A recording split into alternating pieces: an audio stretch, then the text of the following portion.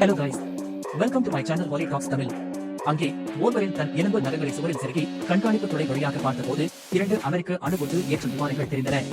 ஜப்பானிய காவலர் செயலை முடித்ததும் முழு ராணுவ தளமும் உடனடியாக குழப்பத்தில் ஆழ்ந்தது. அனைவரும் நாலாபுரமும் சிதறி ஓடினர்.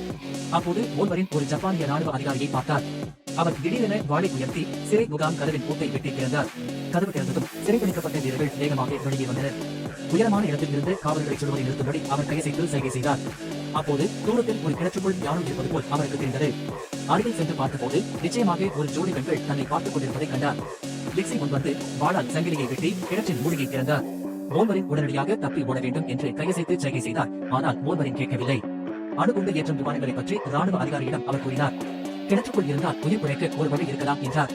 திடீரென மற்ற ராணுவ அதிகாரிகள் அவரை அழைத்து உடனடியாக செப்புக்கு பாராட்டி செய்யும்படி கூறினர். ராணுவ அதிகாரி ஓல்வரனை ஒருமுறை பார்த்துவிட்டு தனது சமுராய் வாளை முறையில் போட்டுவிட்டு தயக்கத்துடன் தன் 3 சக வீரர்களை நோக்கி சென்றார். அந்த 3 சக வீரர்களும் ஏற்கனவே கரையில் மாண்டிவிட்டு தங்கள் மேலாளிகளை கிளர்ச்சியிருந்தனர். ஜப்பானிய ராணுவ அதிகாரியும் தன் பின்புறத்திலிருந்து கத்தியை எடுத்து சக வீரர்களின் அருகில் மாண்டிவிட்டார். முதல் சக வீரன் கத்தியை எடுத்து தன் வயிற்று கிழமையாக குத்துவதை பார்த்தார். இது அவரை வயிற்றில் சிறுநீர் கசிய வைத்துவிட்டது. அடுத்தது 2வது 3வது ராணுவ அதிகாரி கத்தியை எடுத்து தன்னை மாற்றிக் கொள்ள தயாரான போது தூரத்தில் அணுகுண்டு வீசப்பட்டு வானில் விரைவாக வெடித்ததை கண்டார். கண்ணை கூசும் வெள்ளொளி அவரை உடனடியாக தெளிவடைய செய்தது. அது அவரை பல அடிகள் பின்வாங்க வைத்தது. காளான் வேகம் அவரை நோக்கி விரைவாக வருவதை கண்டார். அவரும் தன்னை மாய்த்துக் கொள்ளும் முடிவை எடுத்தார். ஆனால் ஓல்வரின் அவரை தடுத்தார். இருவரும் விரைவாக ஓடினர். வெப்ப அலை அவர்களை சூழ்வதற்குள் ஜப்பானிய ராணுவ அதிகாரி ஒரு படி முன்னேறி கிணற்றுக்குள் குதித்தார். ஓல்வரினும் மீன் தொட்டியின் உதவியால் குதித்தார். உடனடியாக ராணுவ அதிகாரியை கரையில் அழுத்தி பிடித்தார். நெருப்பு அவர்களை விழுந்து போவதைக் கண்ட ஓல்வரின் அருகில் இருந்த இரும்பு மூடியை எடுத்து ராணுவ அதிகாரியின் மேல் மூடினார். ஆனால் அவர் மட்டும் வெப்ப அலையில் வழிபட்டார். இருதயத்தை பிளக்கும் அலறும் சத்தங்களை எழுப்பியும் அவர் அந்த வீரரை கடுமையாக காத்தார்.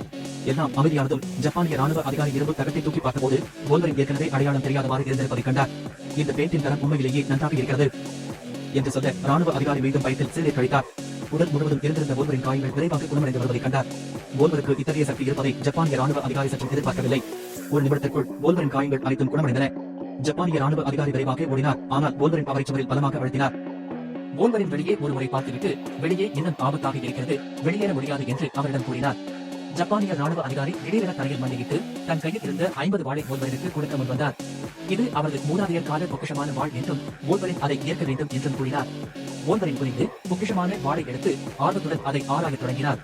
ஆனால் ஜப்பானிய ராணுவ அதிகாரி 50 வாளை 2 கைகளாலும் பிடித்தால் மட்டுமே அதன் முழு சக்தியை காட்ட முடியும் என்று அவரிடம் கூறினார். அப்போது வாளின் மீது உடனடியாக 6 பெரிய எழுத்துக்கள் தோன்றின. மரணம் இல்லை, முதுமை இல்லை, கடைசி எழுத்து எனக்கு தெரியவில்லை. தெரிந்தவர்கள் கருத்து பிரிவில் தட்டச்சு செய்யலாம். ஓல்வரின் அதை பார்த்துவிட்டு வாளை திருப்பிக் கொடுக்க தயாரானார். அவர் இந்த வாளை எனக்காக பத்திரமாக வைத்துக்கொள், ஒரு நாள் இதை திரும்ப பெற வருவேன் என்று கூறினார். ஓல்வரின் உறுதியான முகபாவனையுடன் இருப்பதைக் கண்ட ஜப்பானிய ராணுவ அதிகாரி கண்ணீருடன் அதை ஏற்றுக்கொண்டார். அப்போது ஓல்வரின் அவரிடம் வெளியே செல்லலாம் என்று கூறினார். ஓல்வரின் இரும்புச் சங்கிலியை பிடித்து மேலே ஏறினார். ஜப்பானிய ராணுவ அதிகாரியும் அவரை பின்தொடர்ந்தார். அவர்கள் வெளியே வந்தபோது வெளியே ஏற்கனவே ஒரு குப்பை மேடாக இருந்தது. ஒரு கதவு மட்டும் இன்னும் விழவில்லை.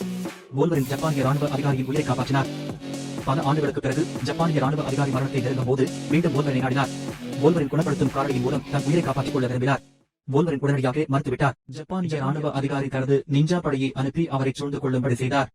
ஷியோ ஹாம்ஷு, ஷியோ ஒன்சு எங்களின் தினசரி அப்டேட்களை பெற எங்கள் சேனலுக்கு சப்ஸ்கிரைப் செய்து பெல் பட்டனை கிளிக் செய்யுங்கள்.